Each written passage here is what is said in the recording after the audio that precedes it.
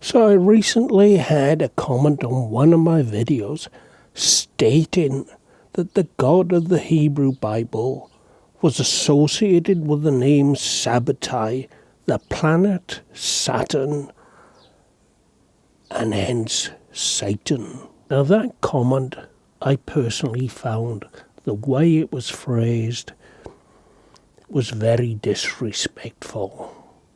And I'm not in the business of being disrespectful to other people's beliefs. But if the comment was phrased in a different way, then it poses a very interesting question. So in this video, I'm going to discuss that supposed connection between Saturn and Satan, and I'm going to explore the concept of good and bad within divinity.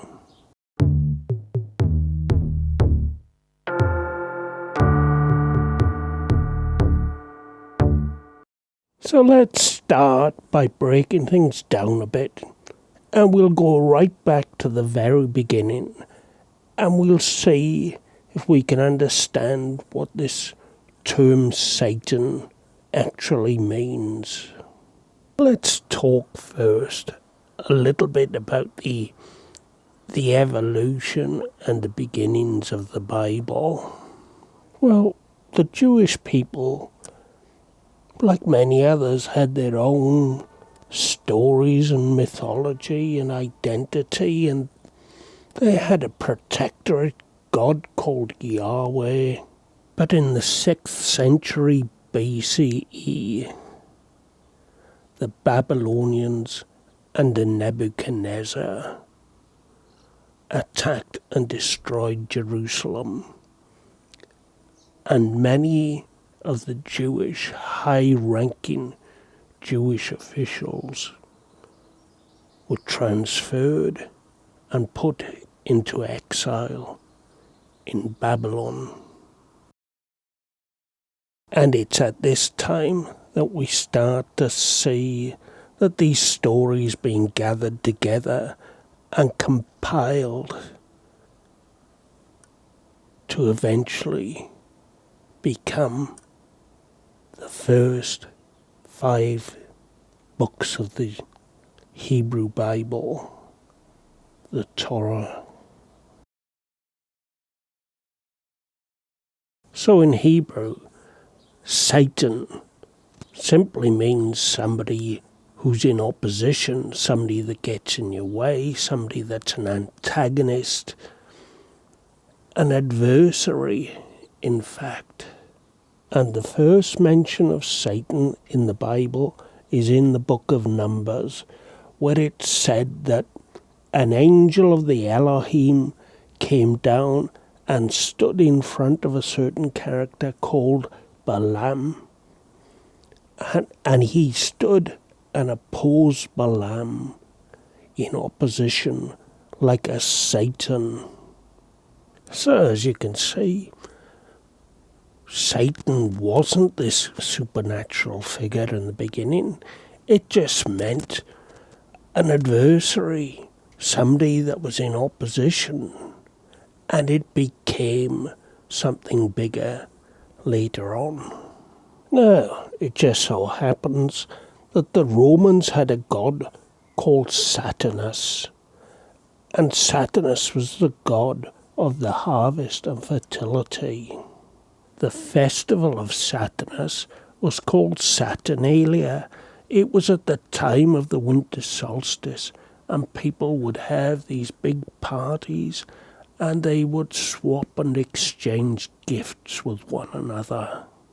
And of course Saturnus was the Roman god that gave his name to that planet, Saturn. Now the similarities between the name Saturnus and Satan, well, that didn't go unnoticed amongst the first early Christians. So it's there that we first start to see the demonization of the Roman god Saturnus and the first beginnings and an association, a false association of Saturn with the adversary, Satan. So what about this association with God and this name Sabbatai? I mean, where does that come from? Well, there we have, quite simply, a misunderstanding. The person in question believed that Sabbatai was a Kabbalistic name for God. So this is incorrect.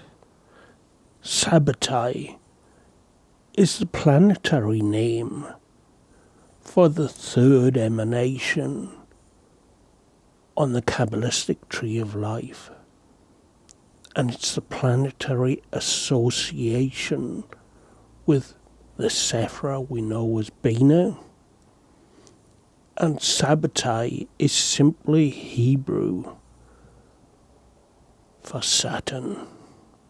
The divine name for Bina is actually Jehovah or Yahweh Elohim. But these Kabbalistic associations do lead to something very interesting in terms of good and evil within divinity. But to understand the implications of these associations, let's first look back at a brief history of the Kabbalah to understand its relevance to the whole discussion. So there are some that say that the Kabbalah is just as old as the Bible, but the Kabbalah was the book of knowledge that wasn't written down, but was handed on word of mouth through the priesthood, while the book of law became the Bible and was given to the people. Then there are others that say that the Kabbalah that we have today is a derivation from a set of Jewish mystical books that was written in the 13th century called the Zohar. Now, I suspect the latter to be more accurate. However, I do find it difficult to believe that the Jewish people wouldn't have their own ideas and their own philosophies in terms of science and creation. I mean, everybody else did. The Persians did, the Egyptians did, the Greeks did. So, what I suspect is that one thing led on to another until these teachings and thoughts were written down in the Zohar. So, let's take a look at the relevance of this discussion within the Kabbalistic model. Let's focus on the first three Sephra of the Kabbalistic model, and these are known collectively as the supernals. And for those of you that don't regularly watch this channel, I'll post a link to it up there so you can investigate that a little further. The important thing to understand here is that these Sephra all represent a certain emanation in the process of creation. And what I like about the model in this context is that it isn't only applicable to the Jewish faith. This model is easily applied to the laws of nature and science, and looking at it with a view to a more scientific approach to the process of creation. We'll focus in on the first Sephra, the Sephra called Keter, and Keter represents the divine spark, the first ripples of energy that existed before anything else. And then the next Sephra, Chokmah, is responsible for the expansion of that energy. In this case, it takes the energy from the divine spark and pushes it forward into the next Sephra, Binah. And Binah is the Sephra of formation. Now, the act of formation is the first attempt to take this divine spark and transform it into something that starts to become more material.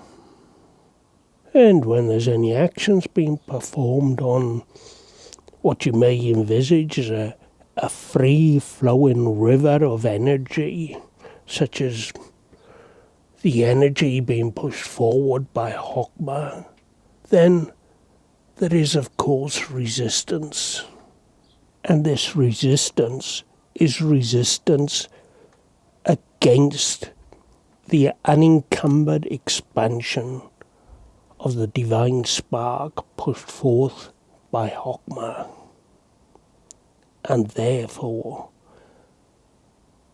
this means that Binah is the adversary. And so we have the divine spark, and we have the expansion of the divine spark, and we have the adversary, the act of formation, which creates resistance against divinity. Therefore, we have a duality within divinity, a supreme good, taking the initial divine spark and expanding upon it and pushing it out. And then we have the adversary, which takes the energies from the divine spark and transforms it to something less pure, and hence the first atoms and molecules. Beneath these first three Sephra, we find something known as the abyss, and the abyss is the gulf that separates the divine power from the materialistic world, which Binah is responsible for the first formations. And so I'm sure most of you know that the world we inhabit is the world of the material, the world that was first created into its first structures and formations through Binah. And so what happens when you die? Well, for all those faiths, those Abrahamic faiths that have that origins back in Judaism, then there's a concept of heaven and hell. Now the question is whether or not you've lived your life in such a way as your spirit is clean and pure enough to merge with the divine spark and pure divinity, or whether or not you're going to fall again into the realms of Binah and the realms of formation and the material world again. So, simply put, heaven is the divine force represented by Chokmah. And as far as Binah is concerned, well, what can I say? Welcome to hell. You're already there. So with that cheery news, I hope you've all enjoyed today's discussion. And if you have, then give us a thumbs up. And don't forget to subscribe if you're not already. And I'll see you again in another 2 weeks on another episode. So